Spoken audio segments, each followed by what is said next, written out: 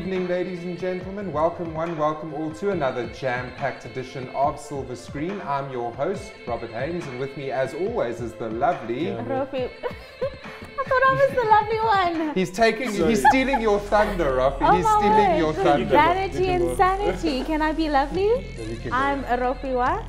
First up, some international movie and box office news. Paul Greengrass will next direct a movie he has also written about the Norwegian terrorist who murdered 77 people in 2011. And this is in the country's deadliest attack since World War II. So Netflix has again won the right to make this film in heavy competition. And it's another high-profile acquisition for the streaming company. The Hollywood studios scored a piracy victory in China on Monday when the Shenzhen Nanshan District People's Court found Zunlei Networking Technologies Company, which is a large online content and service provider, liable for copyright infringement. The decision stems from civil actions launched back in 2015 by the MPAA, which is the Motion Picture Association of America. Zunlei was judged to have infringed copyright by providing some 28 studio titles to the public on 2 of its websites without authorization or obtaining copyright. The Shenzhen court awarded damages and legal costs to the studios totaling just over $234,000. While it's not a lot of money, it does not bode well for the future of copyright infringers in China, which is often regarded as the world's piracy capital. Earlier this year, the Wall Street Journal reported that about 87,000 copyright-related cases were filed in 2016. One film that I'm really looking forward to is the reincarnation of Stephen King's It, a remake of the 1990 TV miniseries. This is the over 2-hour theatrical remake which hits cinemas on September the 15th. When you're a kid, you think the universe revolves around you. You think that you'll always be protected and cared for. Then, one day, you realize that's not true.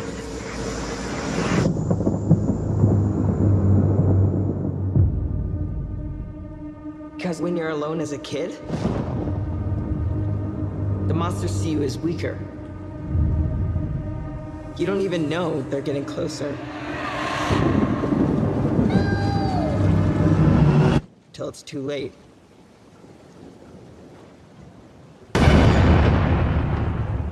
Here, take it.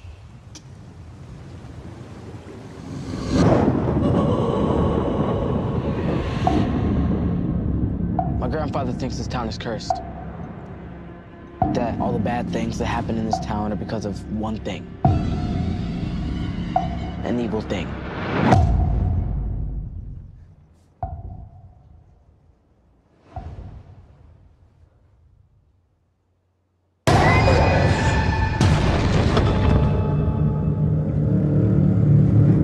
Bill, if you will come with me, you'll float too. George. I saw something. The clown. Yeah, I saw him too. You'll float too. What happens when another Georgie goes missing? Or one of us? You'll float too. Are you just gonna pretend it isn't happening like everyone else in this town? If we stick together, we'll win.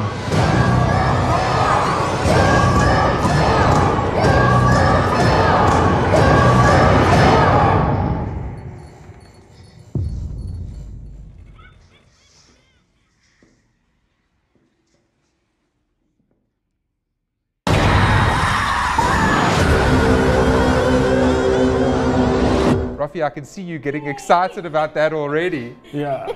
Did you enjoy the original? I did. I really, really did. And I'm really excited to see what this one's going to look like. You haven't seen the trailer yet? No, I Well, we're going to haven't. play the trailer in the show, so you have to watch the show to see the trailer, but it is awesome. I watched the trailer and So it looks did it give you super, goosebumps? super Oh creepy. man, you just warmed my heart. The Yeah. buzz is big around this one, and if the trailer, as I said, is anything to go by, it does look pretty darn scary. I personally fondly remember the Tim Curry original. Remember when Tim Curry played Pennywise the Clown, and what an awesome performance he gave us that. Now, what else? Okay, let me do a quick trivia test quickly. Kier will get this. So he's excluded. If you don't know the answer, I'll ask him. What was Tim Curry's most famous role over the years that he ever played? And it was from a film in 1975. Already the year just like... No, come on, think about it. She's thinking. She's got 5, 4, 3, 2, 1. Nothing. Okay, yeah, Here. call a friend. I'm stumped. Are you serious? Yeah, but I think I might know it. Although Let's do the time warp again. Frankenfurter from the Rocky Horror Picture Show. Oh my word, I haven't even watched that. That's Tim Curry. Okay. Wow. Caught with a flat world. How about that? Well, babies, don't you panic. By the light of the night, it'll all seem alright. I'll get you a satanic mechanic. Okay, so sorry guys, I'm not that old. Anyway, in international box office news, Lionsgate's action comedy The Hitman's Bodyguard finished ahead of expectations and took the #1 spot at the American box office, while the new Lions Annabelle creation scored a second-place finish over its second frame. Now, The Weeknd wasn't too kind, however, to Bleeker's Logan Lucky, which did manage to finish third, but was unable to crack double digits from over 3,000 cinemas. One-armed bartender. You need to show a little respect.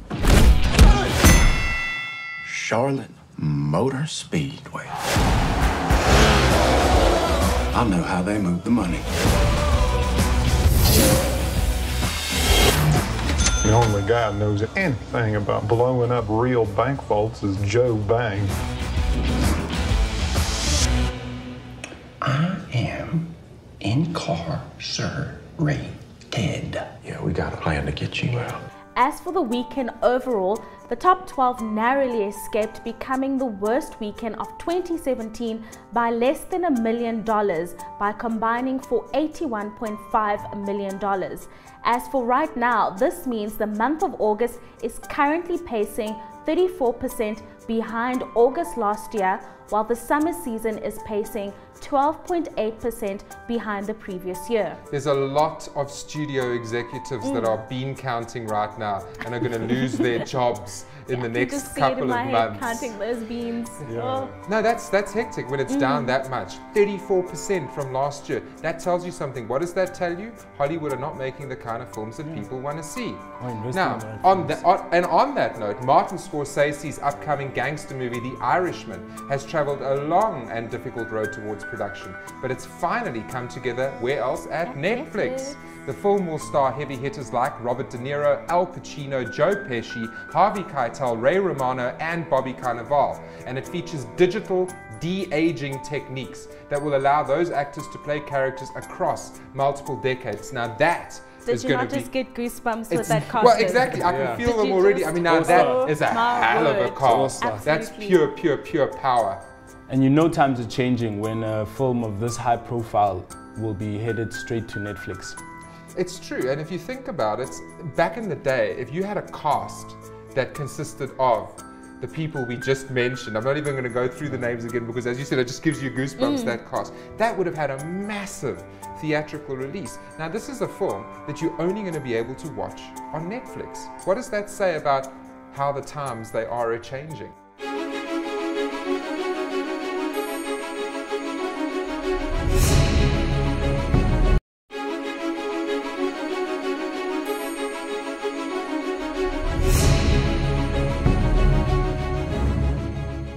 Kia, you watched a couple of movies this weekend. Tell me what you watched. I watched 2 movies. One, the first one was Snatched. Yeah, that's that god-awful looking Goldie Hawn thing. Yeah. You watched it too. Okay. So let's Kia review Snatched, and then we'll get your take on Snatched. So Snatched, tell us what it was about and what you thought of it. Yeah, it's two American ladies go on vacation and they get kidnapped, and basically the movie's about the chaos that ensues post them getting kidnapped, and yeah, it's kind of like a bad thing for the kidnappers.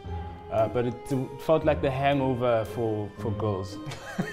And it's almost the exact same film as one that Melissa McCarthy did 2 years ago. It's called Tammy. So her and her mom, so Tammy is this degenerate human being with nothing in her life, and she gets her mom and they go on this road trip, and you know, after a whole bunch of chaos that ensues, there's a little bit of a resolution in the end. So cliche. It wasn't worth watching. Hell, it wasn't even worth making, but anyway. Okay. So what would you give it out of 10, Kia?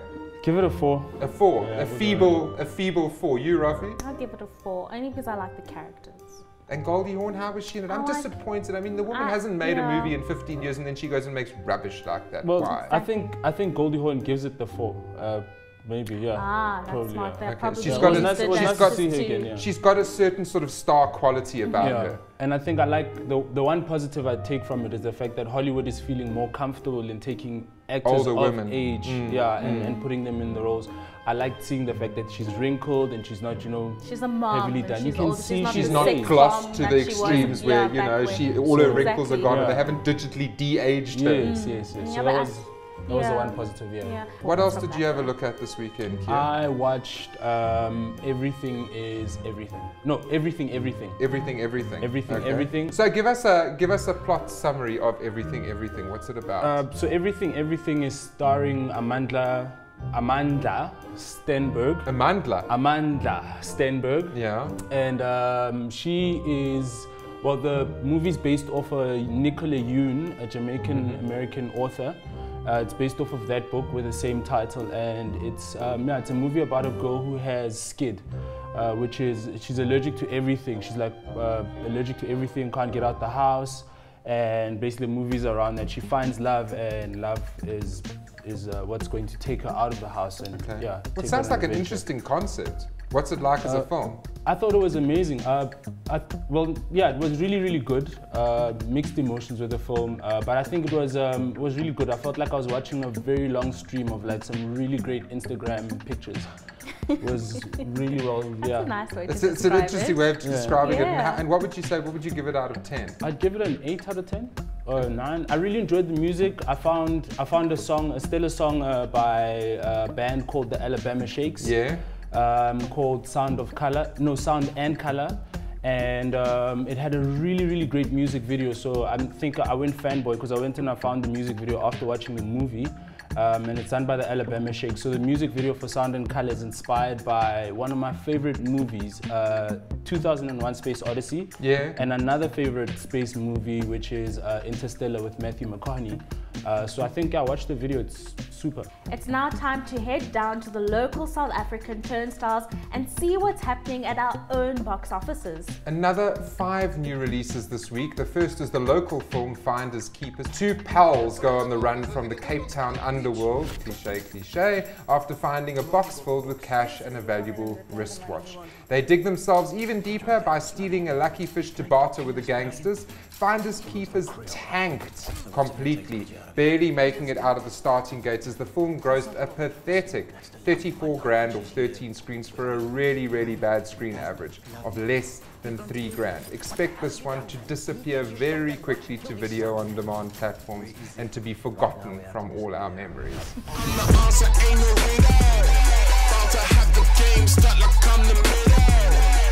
Funeral music. Very popular at expensive places like this. Call Kirill. Tomorrow, you all die. Found out about bloody money. You don't want to see me lose it, no? I was in a fight once. My brain want to see it coming, man.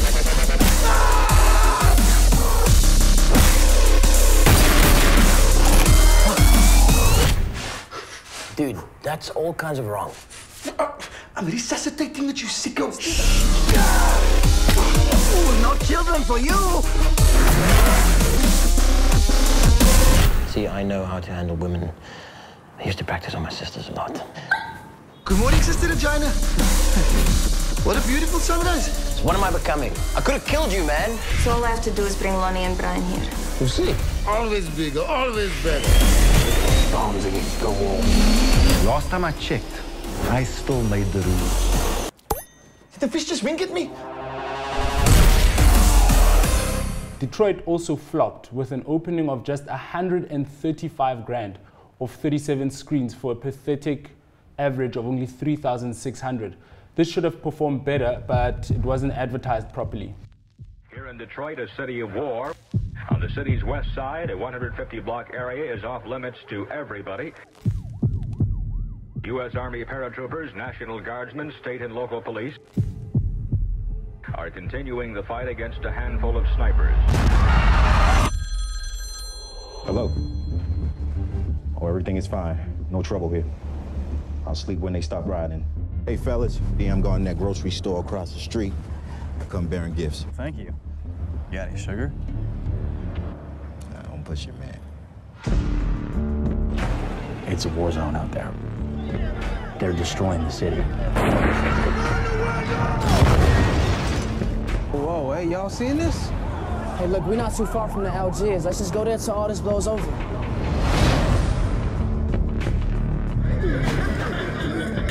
When you're black, it's almost like having a gun pointed at your face. It's like this. Hey, boy, what you doing on my street? Get that gun off me. Or what? Hit the dog! You shoot it. Oh, man.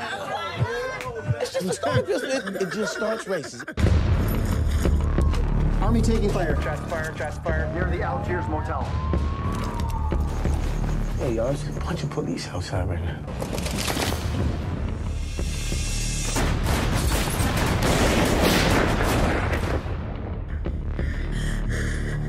Let's not be stupid in this situation. You need to tell me where the gun is. I got all night, people. Tell me exactly what is going on here. I need you to survive the night.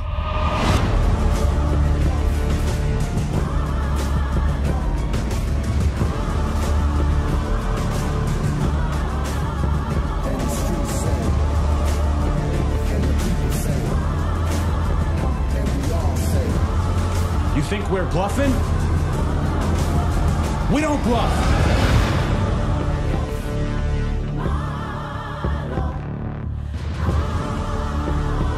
Have you seen Detroit yet? Because I mean, to me, it's a Catherine Bigelow directed film. So I mean, again, I really thought that it would hit something at the box office. And I don't know what's going on this week. It's just like we've got one flop after another. A Family Man, which is another new release, also opened badly, cobbling together just 260 grand or 42 screens. As I said, I don't know what's going on this week, but it seems that nobody wanted to see any of the new releases at all. What's going on? I'm just worried about Ryan. I made an appointment for him to see the doctor. Dad, I need a rest. He complains of chronic fatigue. You did not notice those signs? Whatever his condition, he's not fine. I've been walking railroads. I've been kicking stones. You're having an increasingly difficult time hanging on to clients. Should I be worried? No. I want the job, Ed. This is when you show up. What do we need to do to turn this around? Cancer is not a negotiation, Mr. Jensen. I haven't heard from you in a while. Everything all right? Yeah, family issues. I'll figure it out. You want to talk about it? Maybe I can help. We're your family, Dane. You're gonna wish you had this time back.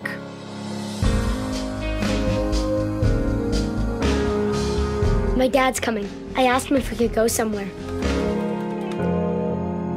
You closing the deal without me? He's the only one that makes me feel safe.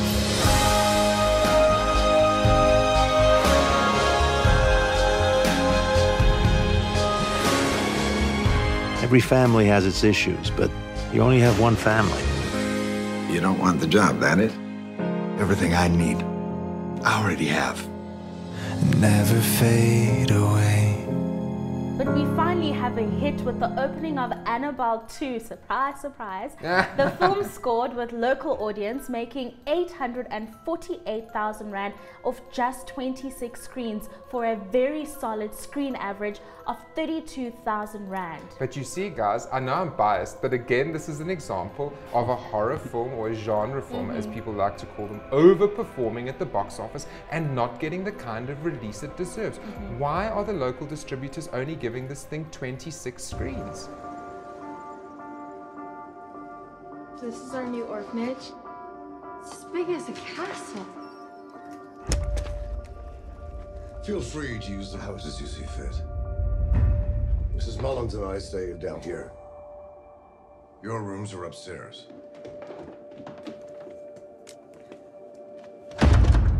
Locked, and it stays that way.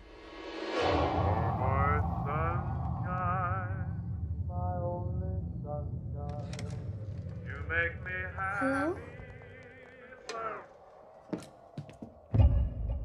You're the Mullins daughter, aren't you? Can you help me? What do you need?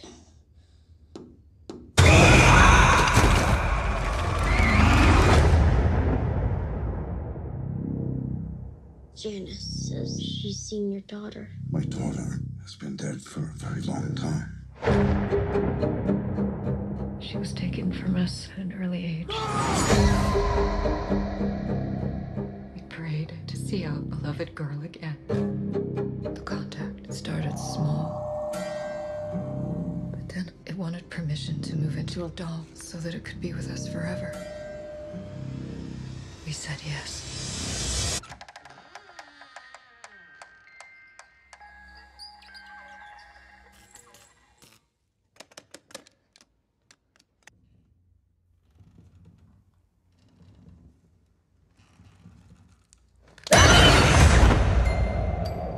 Sister is coming after me.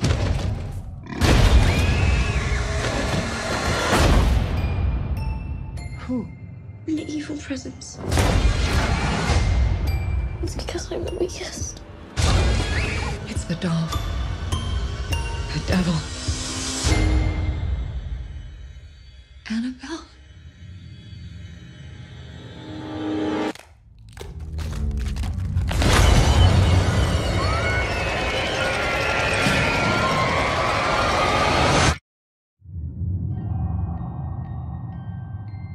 And we have a new film in pole position this week, and that's The Hitman's Bodyguard with Samuel L. Jackson and Ryan Reynolds. A likable duo if there ever was one. The film opened with 2.5 million off 92 screens for a strong average of a little over 27,000. But it's still not as strong as Annabelle, which did 32 grand per screen. I'm a AAA rated executive protection agent. And you're the most wanted hitman in the world. My job is to keep you out of harm's way.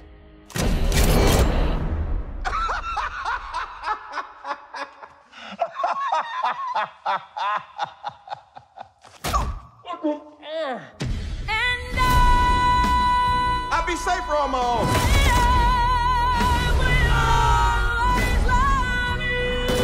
I hope they kill him, I really do. Suspects are on the roof. No odds in that jump. Just gotta find a more intelligent way. No, mother! Holy. Okay, on 3. 1. My bad. You're bad.